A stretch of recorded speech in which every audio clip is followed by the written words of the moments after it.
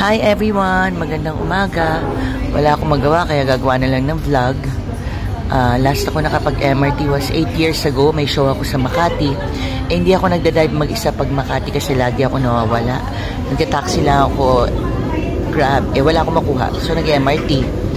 Ganyan pa rin, siksikan, tulakan. Ayan, pero eventually may kumalabit sa akin at pinaupo ako. Gentleman pa rin pala mga Pinoy, ano? Hehe. Buti na lang hindi yan sinabi, Nay, upo ka na dito. Kundi patay. Ayun, naisip ko lang, sana kung maganda ang ating public transportation system at malinis ang mga lakaran at ang mga daan, walang mga epak ng aso, o malinis talaga siya. Ang sarap sana mag-commute everyday.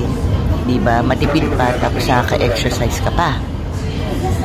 Ayan, sobrang aga ko. 9 AM pa ang meeting time namin ng ibang mga vocalist at 10 pa ang ensayo namin. Pero ito, Magallanes Station na wala na ganong tao. Dumating ako sa station 8:10 AM. Ang aga sobra. So naisip ko sayang, masyado yata akong hindi ko na-estimate na mabilis ang MRT. Naisip ko sayang, hindi ako nakapag-treadmill everyday kasi ako nag-exercise eh. Ayun. Have fun everyone!